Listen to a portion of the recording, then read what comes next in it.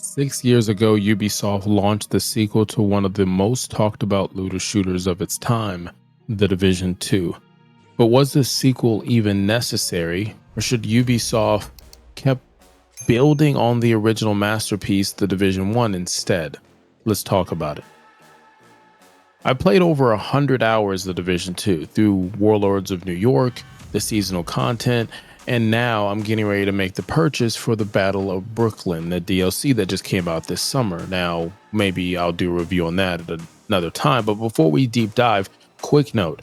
The Division 1 is still going on, and it's still going on strong. It's getting global events. It's still, in most cases, under $20 if you're going to buy it, and in my opinion, it's still a 5-star experience. That approves.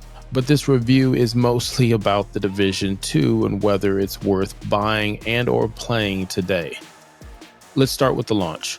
Just like the first game, it wasn't great. The Division 2 felt, if I could pick one word, unnecessary. Not because it's bad.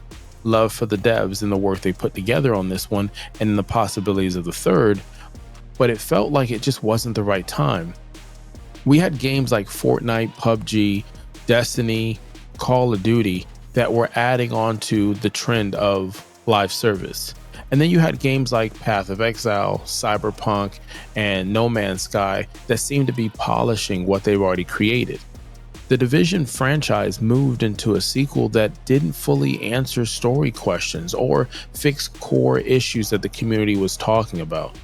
I get it, new engine, new systems, new revenue streams, but from a casual player's perspective, it felt rushed. And honestly, the hype wasn't the same anymore. The first game launched with collector's editions and books and artwork and comics and even movie rumors, and the Division 2 was much quieter. And yeah, I still have a lot of the gear and merch from the first Division and the second, but if I was in charge, I'm not saying I wouldn't done anything different, but I'm also not saying I wouldn't have kept expanding on the first game before moving on to the Division 2, but hey, we are here. And that's not what happened. Now, let's give credit where credit's due. The devs did their thing on the Division 2. They worked hard. The Division 2 improved on a lot of areas that the Division 1 missed on, like movement, combat flow, weapons, and build diversity. The gunplay feels smoother. You're not having to be locked in a cover as you were in the Division 1. Builds are where this game shines. I mean, you have countless options for solo or team play. You want to be a medic like me? Go for it. You want to be an all-tech engineer? Do it. You want to face tank enemies with a shield and an eagle bearer? Yep, that's possible. See, this game lets you play it your way and still be effective. But one of the biggest improvements over the Division 1 was build customization. See, there's classic nods like the strikers and different types of builds and guns and stuff that they call back. Lexington comes to mind, but there's also new combinations that reward aggressive play, sniper play, hybrid play, you name it.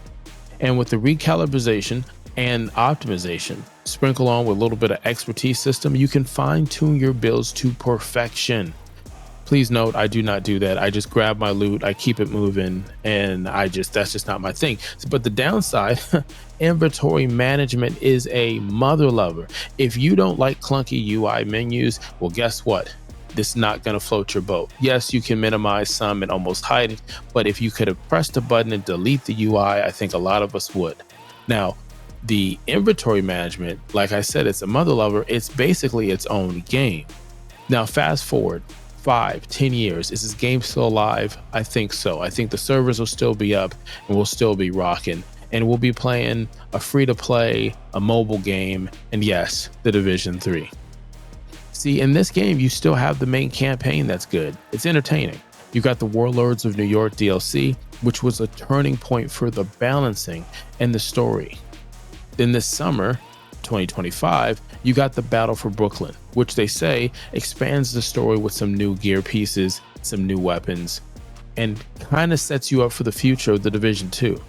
Now you add in the seasonal content, global events, community activities, and the Division 2 is not dead. In fact, it feels a lot better now than ever. Recent memory. Now, if you're a PvP player, this game has a lot for you as well. Let's add on bounties, control points, the summit, descent mode, seasonal manhunts. And with the targeted loot farming system, you can basically grind for whatever you want. And then you still got to pray to the RNG gods, but at least, hey, it's something. This game is still grind heavy. Yes, run the same missions over and over again, same live activities on the match, so you can get the gear that you want. That hasn't changed much. Now the PvP and the Dark Zone. Now, that's still, in my opinion, as a casual player, the weakest part of the Division 2. We could talk about crossplay, but this is it right here. See, the Dark Zone doesn't hit the same as the first game. Something about the tension and the risk just isn't there anymore. Conflict mode helps by balancing levels and gear, but overall, if you're here for PvP, it probably won't satisfy you here. Washington, D.C. looks great. It's vibrant, detailed, and alive in ways that Division 1 snowy New York wasn't. But I'll be honest, I miss the cold, the dark tone of Manhattan. See, Division 2 is brighter, more colorful, but it just doesn't have the same je ne sais quoi. You say, the world is ending because of a virus, and it feels like it's torn from the news articles or the news that you currently watch. Like the first game, bullet sponges are still here. It's a nature of an RPG looter shooter that has humans in it. If you're going to dump magazines, you're going to do a lot in a boss. Now, I want to say the builds and skill diversity, it's there. It's less painful because you can melt your enemies if you just make your build the right way.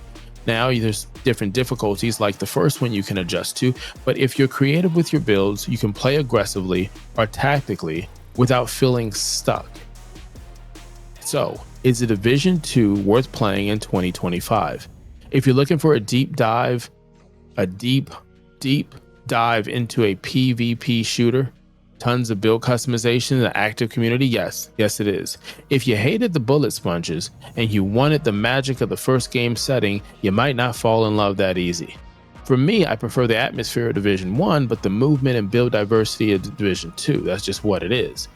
That's probably why I'm going to try to do a video that compares the two together. So hit the subscribe button, notification bell, and don't miss a thing. Comment below what's your favorite Division 2 build. Are you still rocking something from Division 1? Until next time, kalika-lika-lao.